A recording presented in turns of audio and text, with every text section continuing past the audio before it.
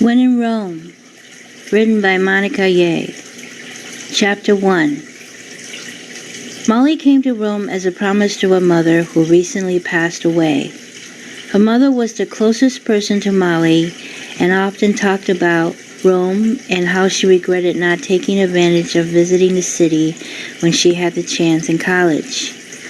And now she was gone, and the idea of a trip to a foreign country would have seemed far-fetched to Molly.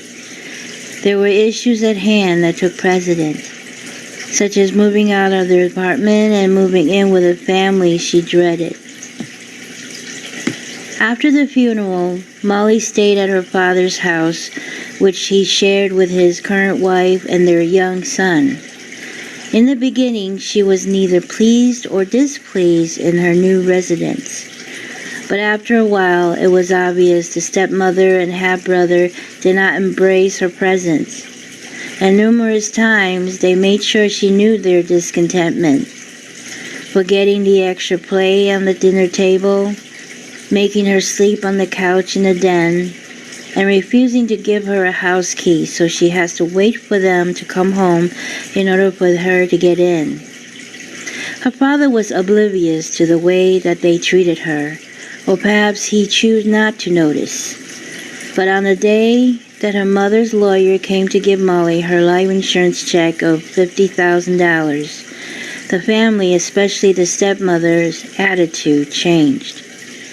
By making sure Molly has extra food on her plate, giving her a bedroom as well as their key to the house. With these changes, the new treatments, the stepmother felt justified and insisted that since they are family, the teenager, despite being a year away from adulthood, should share the money with the rest of them. No one disputed the idea except Molly, with obvious reasons, but she kept her silence. Under the state law of Lansing, Michigan, she was still a minor, and that her father, the appointed trustee, dictates her finances for the next year. Thus, feeling frustrated, Molly visited the cemetery where her mother was buried and asked what she should do. Then she remembered.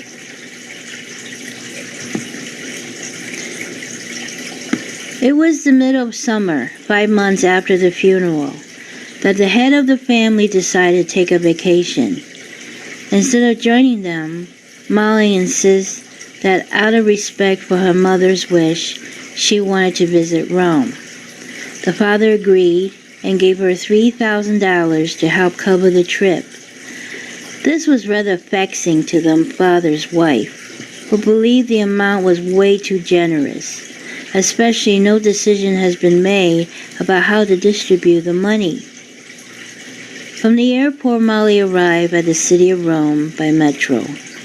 She made a couple of stops before reaching the Colosseum, as suggested by a tourist who was in the same compartment in the train as she. Waves of people surrounding the ancient building with their coming and going, mesmerized by the monumental stadium. She could not help to think about the past, when the Christian had been fed to the lions, and the gladiators had fought to the death.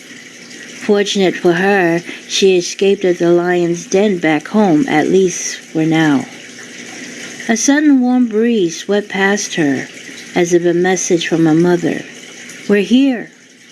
Molly took out a photo of her mom. "Wish you're really here."